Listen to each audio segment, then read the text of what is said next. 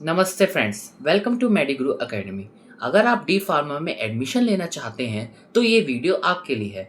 इस वीडियो में मैं आपको पूरी ए टू जेड जानकारी देने वाला हूँ, तो वीडियो को लास्ट तक जरूर देखें। चलिए शुरू करते हैं। सबसे पहली बात, डी फार्मा क्या है? D pharma diploma in pharmacy, ये 2 वर्ष का डिप्लोमा कोर्स है। इसमें हम दवाइयों की जानकारी लेते हैं और उसका निर्माण कैसे होता है, स्टोरेज कैसे होता है और ट्रांसपोर्ट कैसे किया जाता है, मरीज़ों को सही तरीके से उपलब्ध दवाइयाँ कैसे करवाई जाएँ, ये हम डी फार्मा में पढ़ते हैं। ठीक है। अब हम हमारा लेकिन इस वीडियो में मेन पर्पस क्या है, डी फार्मा में एडमिशन कैसे लें, उसकी एलिजिबिलिटी क्या है, गवर्नमेंट कॉलेज में कैसे एडमिशन लें, प्राइवेट कॉलेज में कैसे एडमिशन लें। तो हम इस वीडियो में ये हर चीज़ जानेंगे। ठीक है। तो सबसे पहले हम बात करेंगे एलिजिबिलिटी क्या है। मतलब आपका एलिजिबिलिटी क्या है, जैसे आप 12th में हैं तो 12th में आपको पास होना पड़ेगा कौन से सब्जेक्ट में, फिजिक्स, केमिस्ट्री, बायो या मैथ्स। आपको इन 3 सब्जेक्ट में पास होना ज़रूरी है। ठीक है। अब जैसे एक सवाल आता है कि लोग कहते हैं जो नीट है, नीट के बाद आप डी फार्मा कर सकते हैं, आपको नीट का एग्ज़ाम देना ज़रूरी है। लेकिन ये बात सही नहीं है। नीट कोई ज़रूरी एग्ज़ाम नहीं है जिसके बाद आप डी फार्मा कर सको। आप डी फार्मा बिना नीट के भी दे सकते हैं। मतलब आप डी फार्मा बिना नीट के भी कर सकते हैं। ठीक है। अब हम उसके बाद बात करेंगे गवर्नमेंट कॉलेज में एडमिशन कैसे लिया जाए। तो पहला स्टेप है, जेकब का ऑनलाइन आपको आवेदन करना पड़ेगा, रजिस्ट्रेशन करना पड़ेगा।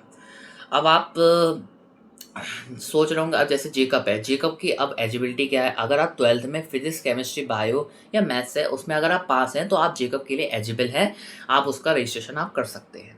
ठीक है। तो आपको जेकब का ऑनलाइन फॉर्म भरना पड़ेगा। फिर उसके बाद जो आपका एडमिट कार्ड आएगा, उसमें जो वो दे रखा होगा आपका सेंटर, उसमें आपको जाके एंट्रेंस एग्ज़ाम देना पड़ेगा। फिर आपको 1 महीना आपको वेट करना पड़ेगा रिज़ल्ट के लिए।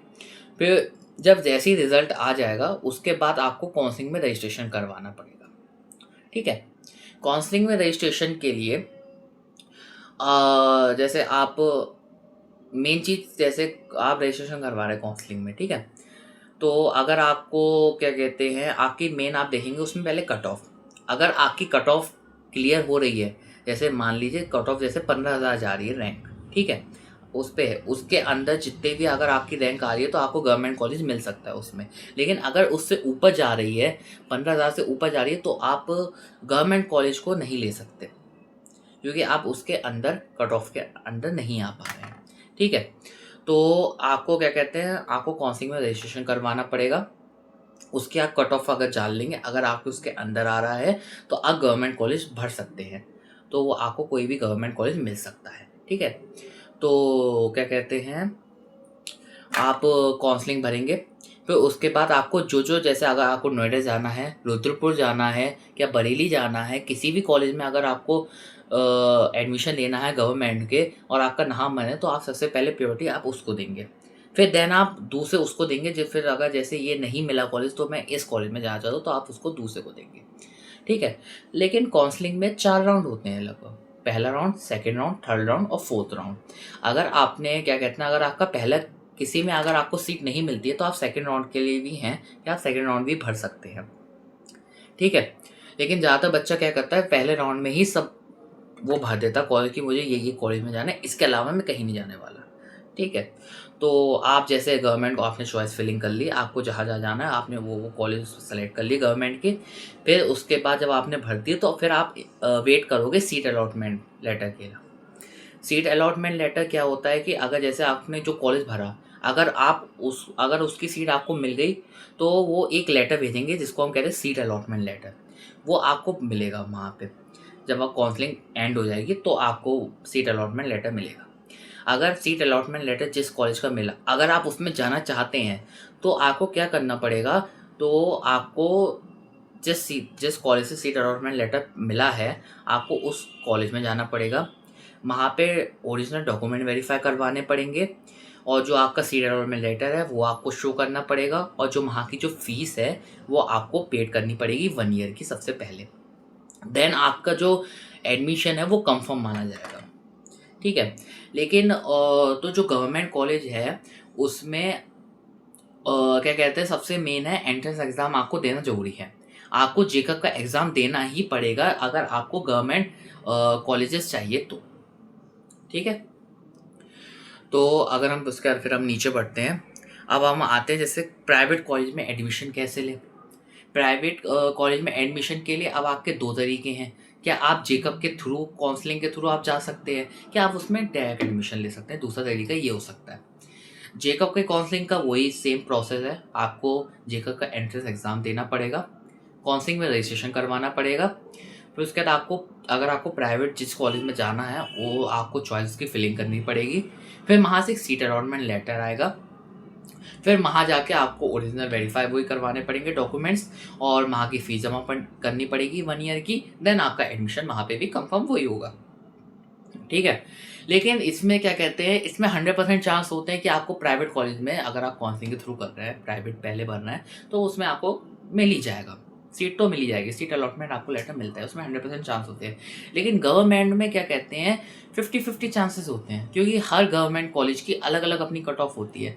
कि जैसे अगर आपकी मार्क्स आए बाई चांस, अगर आप मान लीजिए जैसे आपके मार्क्स आए 350, 400 में से, ठीक है, तो आपको, अगर आप कोई भी भरेंगे तो आपको मिल जाएगा। लेकिन अगर आपकी 200 आई और उसकी कट ऑफ जा रही है 200, 250, तो आपको उस गवर्नमेंट कॉलेज में नहीं मिल सकता आपको एडमिशन। तो आपको ये चीज़ भी ध्यान रखनी पड़ेगी, ठीक है। हाँ, तो प्राइवेट कॉलेज में दूसरा तरीका क्या है, डायरेक्ट एडमिशन। आजकल क्या कहते हैं, डायरेक्ट एडमिशन जैसे कैसे होता है, आपको कॉलेज आना पड़ता है, वहाँ पे उनका एक एंट्रेंस एग्ज़ाम होता है, ठीक है। आप एंट्रेंस एग्ज़ाम आपको देना पड़ता है। एंट्रेंस एग्ज़ाम में अगर आप पास हुए तो आप, हाँ, तो आप एडमिशन उस कॉलेज में ले सकते हैं। उसके बाद अगर आप पास हो गए तो आपको फिर 10th और 12वीं की आपको मार्कशीट जमा करनी पड़ेगी वहाँ पे, डॉक्यूमेंट वेरीफाई करवाने पड़ेंगे, 1 साल की फ़ीस जमा करनी पड़ेगी। फिर वो आपको एक एडमिशन लेटर देंगे, फिर वो आपको अपने ध्यान से वो रखना है जब तक आपका कॉलेज स्टार्ट नहीं हो जाए, ठीक है। नीचे करते हैं। अब हम देखेंगे कि गवर्नमेंट और प्राइवेट कॉलेज में कंपैरिजन क्या है, मतलब डिफरेंस थोड़ा सा क्या है। गवर्नमेंट कॉलेज में, 1 सेकंड ना, देखते हैं। हाँ, गवर्नमेंट कॉलेज में फ़ीस कम होती है, ऑब्वियसली गवर्नमेंट कॉलेज है तो फ़ीस तो कम होगी। और क्या कहते हैं, प्राइवेट कॉलेज में फ़ीस सबसे ज़्यादा होती है, लगभग क्या कहते हैं 2 लाख 3 लाख। भले ही क्या कहते हैं डी फार्मा 2 साल का कोर्स है, लेकिन अगर 1 साल की फ़ीस 2 लाख है तो आप लगा लीजिए 4 लाख फ़ीस हो गई। महंगा तो पड़ा। लेकिन जबकि अगर हम गवर्नमेंट कॉलेज में देखें, 1 साल की फ़ीस 30,000 रुपये होती है, तो 2 साल की कितनी होगी, 60,000 रुपये। तो कहाँ 4 लाख, कहाँ 60,000, तो एक ही डिफरेंस आ जाता है। और गवर्नमेंट कॉलेज में एडमिशन बड़ी कठिन से मिलता है, क्योंकि आपको एंट्रेंस एग्ज़ाम देना पड़ता है। अगर आपको ये देखना पड़ता है, आपने दिया, आपका अच्छा गया, लेकिन आपकी कट ऑफ नहीं निकल रही है, थोड़ी-सी भी रह गई, तो आपका गवर्नमेंट कॉलेज में एडमिशन नहीं हो पाता। लेकिन प्राइवेट में ऐसा नहीं है। आप उसमें, आप किसी भी तरीके से आप एडमिशन ले सकते हैं, आपका तो हो ही जाएगा उसमें, ठीक है। और जो गवर्नमेंट होती हैं उसमें सीट लिमिटेड होती है। जैसे एंट्रेंस एग्ज़ाम देना है और आपको पहले ही आपको पता है कि गवर्नमेंट कॉलेज की सिर्फ क्या कहते हैं 50,000 सीटें हैं, और प्राइवेट की तो अनलिमिटेड होती हैं, बहुत ज़्यादा होती हैं, लेकिन उसकी 50,000 सीटें होती हैं। और बच्चों ने, और जैसे आप मान लीजिए एग्जाम्पल के थ्रू मैं आपको समझाऊँ, जैसे जेकब का एग्ज़ाम है, 2 लाख बच्चों ने भरा, 50,000 सीटें गवर्नमेंट की, तो सिर्फ 2 लाख में से 50,000 बच्चों को ही गवर्नमेंट कॉलेज मिलेगा, तो उसमें सीटें बहुत लिमिटेड होती हैं, ठीक है। अब हम नीचे बात करें उसकी, जैसे मैंने आपको बताया फ़ीस के डिफरेंस बताया, तो गवर्नमेंट कॉलेज में लगभग 10,000 से 35,000 प्रति वर्ष फ़ीस होती है, और प्राइवेट कॉलेज में 60,000 से लेके 1.5 लाख प्रति वर्ष होती है फ़ीस। तो आप खुद ही डिफरेंस देख सकते हैं, कहाँ 10,000 से 35,000 के बीच की एक वो फीस, और कहाँ लाखों से ऊपर भी थोड़ी जा रही है। प्लस उसमें हॉस्टल, अगर आप हॉस्टल लेते हैं तो उसके हॉस्टल की अलग फ़ीस लगती है। 30, जैसे मैंने है 30,000 से 1 लाख के प्रति वर्ष आपको देनी पड़ती है।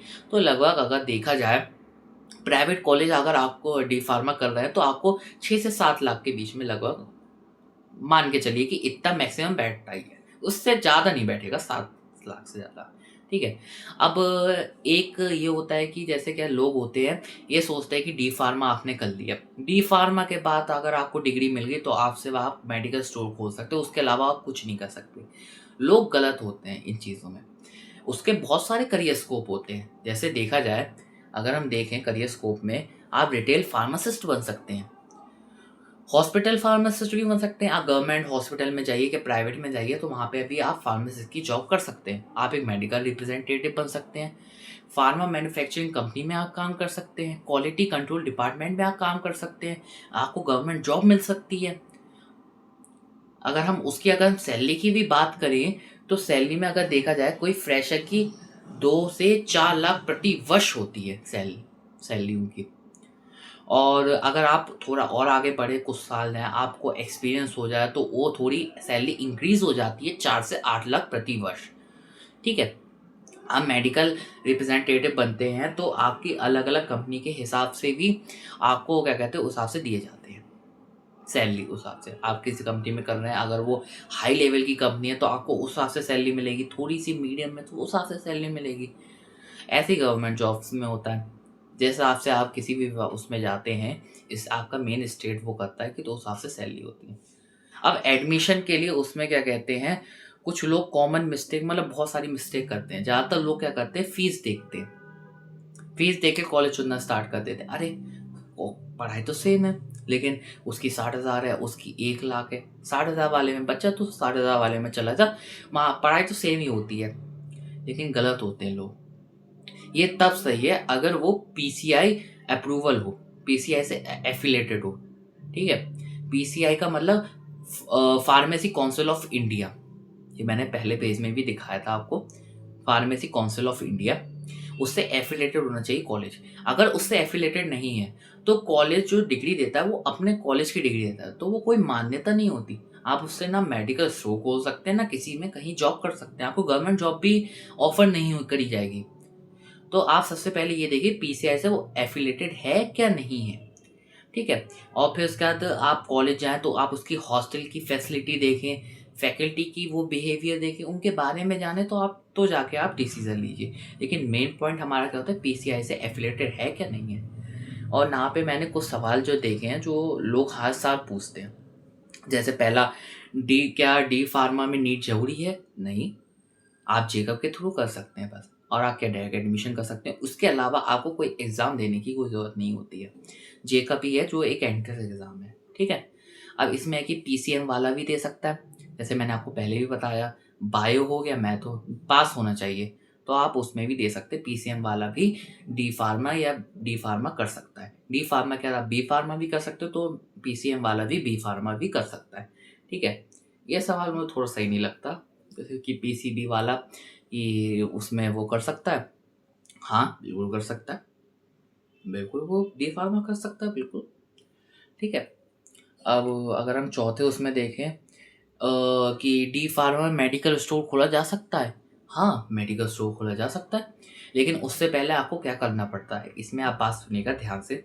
इसमें आपको पहले क्या करना पड़ता है, जैसे आपको डिग्री मिल गई, फिर उसके बाद आपको पीसीआई, आपको वेबसाइट में जाना पड़ेगा, वहाँ पे आपको रजिस्ट्रेशन करवाना पड़ेगा। रजिस्ट्रेशन में आपको डॉक्यूमेंट्स क्या देने पड़ेंगे, डॉक्यूमेंट्स क्या कहते हैं आपको, आपकी डिग्री, और आपका क्या कहते हैं इंटर्नशिप का वो, और आपको कुछ आधार कार्ड देने पड़ेंगे। फिर उसके बाद आपका रजिस्ट्रेशन वो होगा, फिर 1 महीने बाद आपका लाइसेंस आ जाएगा, उसके बाद आप अपना मेडिकल स्टोर खोल सकते हैं। ठीक है। अब इसमें है कि गवर्नमेंट और प्राइवेट कॉलेज में कौन बेहतर है। अगर आपकी रैंक अच्छी है, सब है, तो गवर्नमेंट कॉलेज मिल रहा है तो गवर्नमेंट सबसे बेहतर है।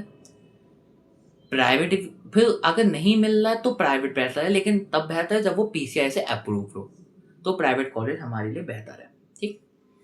अब जैसे मैंने यहाँ पे दे रखा है, लिख दिया एडमिशन गाइडेंस के हिसाब से, अगर आपको डी फार्म में एडमिशन 2026 गवर्नमेंट और प्राइवेट कॉलेज में दिक्कत हो रही है चुनने में, या काउंसलिंग में आपको प्रॉब्लम हो रही, काउंसलिंग कैसे करी जाए, किस क्या प्रोसेस होगा और क्या कर सकते हैं, टाइम टू टाइम पता चलता रहे किस डेट पे काउंसलिंग स्टार्ट है और किस कब एंड है, या आपको किसी कॉलेज की फ़ीस जाननी हो, एलिजिबिलिटी देखनी हो कि डॉक्यूमेंट्स कौन कौन से चाहिए वो कॉलेज, और आपको कॉलेज सिलेक्शन में आपको दिक्कत हो रही है, तो आप मैंने अपना ये नंबर दे रखा है, आप इस पर कांटेक्ट करके मुझसे आप कांटेक्ट कर सकते हैं, मैं आपकी पूरी सहायता करूँगा। ठीक है। Thank you. अगर आपको वीडियो अच्छी लगी हो तो मेडिगुरु अकेडमी को आप सब्सक्राइब करिए, लाइक करिए एंड शेयर करिए अपने दोस्तों के संग। और ऐसी ही डी फार्मा से रिलेटेड और मेडिकल से रिलेटेड आपको सही जानकारी चाहिए तो ये मेडिगुरु अकेडमी है। आप इस पे आपको हर चीज़ मिल प्राप्त मतलब आपको दी जाएगी। ठीक है, थैंक यू।